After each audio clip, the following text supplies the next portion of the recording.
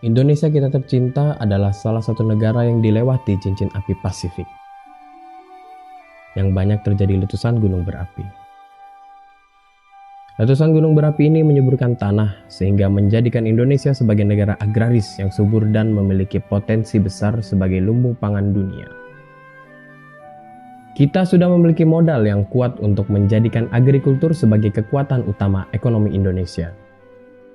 Namun, pada nyatanya masih banyak masalah yang dihadapi pertanian di negara kita. Salah satunya, teknologi. Saat ini kita sudah sampai pada tahap revolusi industri 4.0, yang mana pekerjaan manusia dapat digantikan atau dimudahkan oleh adanya suatu sistem yang terintegrasi. Dengan ini, tim kami dalam PKM tahun 2020 merancang suatu wahana terbang tanpa awak atau biasa yang dikenal sebagai drone yang kami beri nama Drooper, drone untuk pertanian. Membantu penyemprotan pupuk dan survei lahan secara sekaligus karena dapat disesuaikan jumlah propeller dan motor elektriknya secara plug and play sesuai dengan kebutuhan di lapangan nantinya.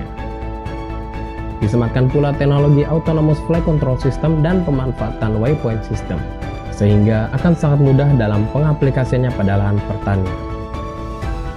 Proses perancangan Drooper dimulai dengan tim kami yang bersama-sama berdiskusi tentang konsep yang ingin diimplementasikan.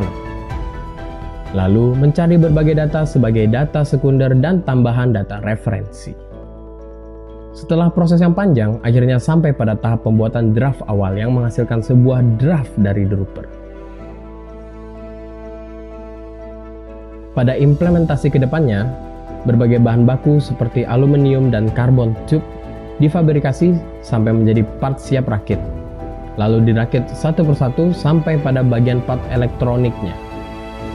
Nantinya Drooper dapat dibagi atas dua fungsi serta dua konfigurasi pada satu produk sesuai dengan misi terbang yang diperlukan, yaitu spraying drone dan surveillance drone.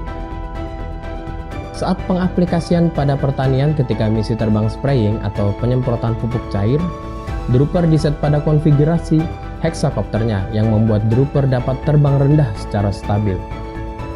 Dapat membawa beban sampai dengan 11 kg serta membawa spraying device untuk keperluan pemupukan di lahan pertanian yang akan membuat pemupukan semakin efektif serta efisien karena menggunakan autonomous flight control system dan pemanfaatan waypoint-nya, yang berarti spraying secara otomatis membuat faktor human error ketika pekerjaan pertanian semakin kecil. Namun ketika di lapangan ada kalanya harus melakukan survei lahan atau lapangan. Drone lain tidak bisa melakukan dua fungsi sekaligus karena sudah diset hanya untuk satu misi terbangnya saja. Drooper dengan kelebihannya dapat langsung dirubah dan dilepaskan dengan propellernya secara plug and play. Penggantian konfigurasi ini dimaksud agar mengurangi bobot, sehingga dapat terbang lebih tinggi dan memperlama waktu terbangnya untuk keperluan surveillance.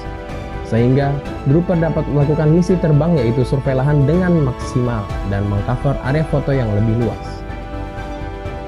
Pemanfaatan Drooper di pertanian akan membuat pekerjaan pertanian semakin mudah dan jauh lebih cepat serta akan menghemat biaya produksi dibandingkan dengan pekerjaan pertanian secara konvensional yang akan membuat perubahan besar di industri pertanian kita.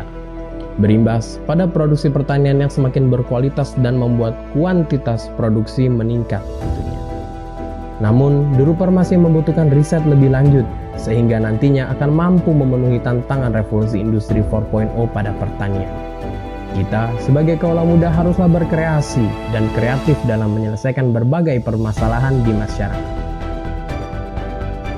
Apa yang bisa kamu berikan untuk Indonesia tercinta? Ayo mulai sekarang. Saya Muhammad Al-Kafir Efdila, Ketua Pelaksana PKMKC 2020 dari Universitas Dirgantara Marsekal Surya Dharma, undur diri. Terima kasih telah menonton.